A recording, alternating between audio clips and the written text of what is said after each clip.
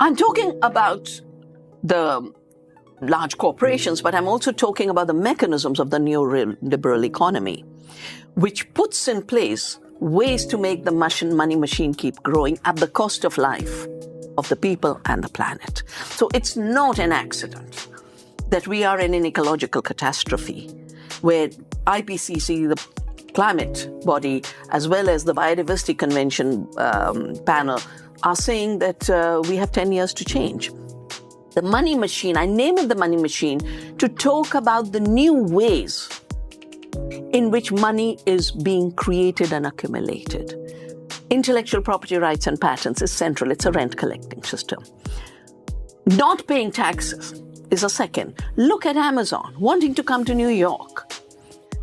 It destroyed India's systems. It's destroyed India's taxation systems for its own facility. And now... How?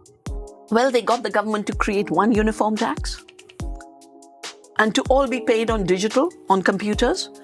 A little corner store in a little town cannot do it. They get wiped out overnight. And meantime, the reason Bezos became richer than Bill Gates is because of India, and he's acknowledged it. Explain that further. Well, by changing the taxation systems. How did he change it? By putting influence on the government of India, because just like there's a federal structure in America and your taxation system in Massachusetts is different from the taxation system of Oregon is different from the taxation system in New York, they made it one uniform GST. Before that, Bill Gates, and I have a story in there, how Bill Gates and the other IT industry worked to get cash banned. They called it the war on cash. Now, 90% of India's economy is cash. Overnight, everyone lost their lifetime savings. Everyone was made poor. Everyone was made vulnerable. Demonetization is what it was called, and the GST. These are the two things that are being debated in our national election lead-up right now. Bezos is now working with our dear Bill Gates. They want a 0% duty on e-commerce. Does it mean that when they ship things, they don't ship goods? No, they ship goods, but with zero taxation. The person on the ground in a real local economy will be paying a tax. As it is, they have become more expensive. The real economy has been made artificially more expensive because of the cheating by the money machine. How did Bill Gates come to exert such power? Well, as is known and is in the book, Bill Gates did not invent anything. The basic program was made by some mathematics professors in a college. The office operating system was by a software engineer, and he bought it for $50,000. He's built the empire by creating patents on software.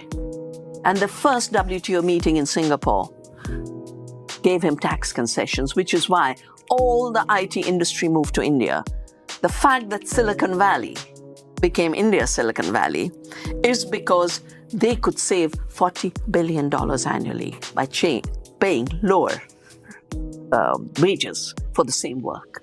It was an outsourcing of software, all for Bill Gates. He, with his accumulation of money and making any communication system illegal, like the communication system through real currency and forcing digital payments, he's the one who gains because all the software for all the digital economy, he collects rents and royalties on that. And then he started to put some of his money into philanthropy.